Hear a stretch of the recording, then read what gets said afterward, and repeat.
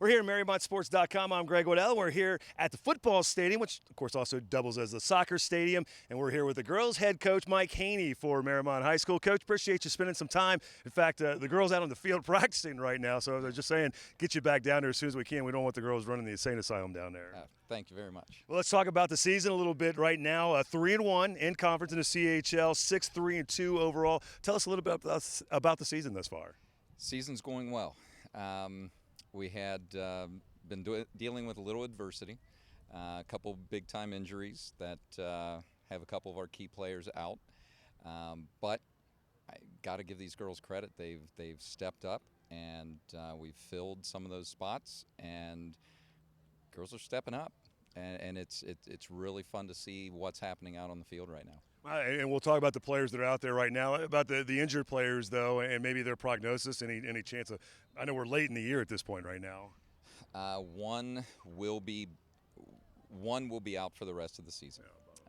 The other one is this is actually her first time back today after about 3 weeks of being out. So we're anxious to see how she does today, and we'll kind of take it from there. Hopefully a little shot in the arm then for the team as well. Not that you necessarily need it, though. We talked about the record thus far, coming off a couple of back-to-back wins, a couple of back-to-back shutout wins, too, against McNick and Taylor in the CHL 3-1. So what about the season to this point have you liked, and what's going good for you?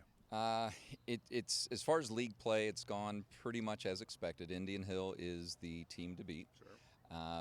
We still have a couple tough outs. We've got Wyoming tomorrow night. We've got Madera in 2 weeks. And we've got Deer Park next Wednesday. And Deer Park has really come along this year, surprised a lot of teams.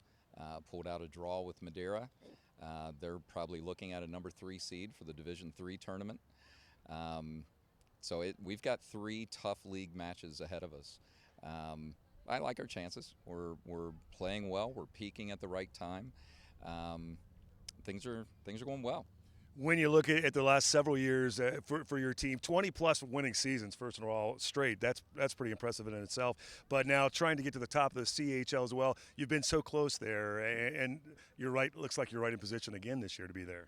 We are. As far as this year goes, we need some help. We need Wyoming or I'm not sure who else. I know Wyoming still has to play Madera. Well, you get Madera head we to head, we get Madera, but the league this year it goes through Indian Hill, and I think they are 5-0 right now in the league with a couple matches to play. So we need some help. And not only are they number 1 in the CHL, they've been number 1 in the state too, right? They are currently number 1 in the state. A little bit of an upset yesterday. Summit took them down yesterday, so wow. That probably decided the number 1 seed for the tournament draw. But Indian Hill is still defending state champs. Yep. They've got 1 loss on the season to Summit. And at the time of this recording, too, we're doing this on a Tuesday. You got Wyoming coming up on Wednesday night, too. So just to kind of give people an update of where we're at there. So there's still a lot of things that could happen. You need a little bit of help. But, again, the big game with Wyoming tomorrow night. How about the girls ready for that? They're down there getting ready, practicing right now. They are. This is one of those games that it really doesn't take a whole lot to get them motivated. This is one of those rivalries that the girls, they rise to the occasion every single year. And like I said, it really doesn't take much from me to get them up for this game. That's an exciting thing in itself. Let's talk about a few of the players. I read the story about Ava Dorston earlier this year and her coming back from ACL injury. So she's among the league leader or the team leaders for you this year too as well. So I'm sure it's good to have her back this season. Ava is she's a game changer. She's that player that can impact a game. Wow. And other teams have to kind of prepare for her and figure out a game plan to account for her. So yeah, it's nice to have a player like that on our side. Certainly you miss them when they're not there as well too. So let's talk about the Dewey sisters, I guess it is, Kendall and Erica. Yeah. Kendall is she is probably our main offensive threat right now, doing everything that we could ever ask her to do up on the front line.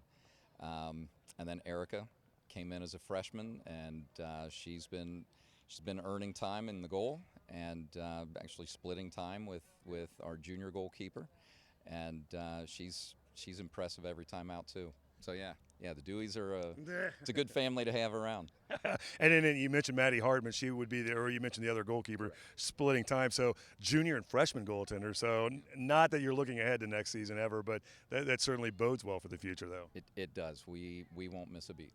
Absolutely. Well, again, Wyoming coming up here tomorrow night. So by the time we get this posted up on the website, you'll be getting ready for that game. So we wish you the best of luck in that one, the final couple of regular season, and then into the postseason, and away you go. So we wish you the best of luck. Thank you very much. Appreciate it. That's the girls' head soccer coach, Mike Haney. I'm Greg Waddell. Thanks for watching here on MariemontSports.com.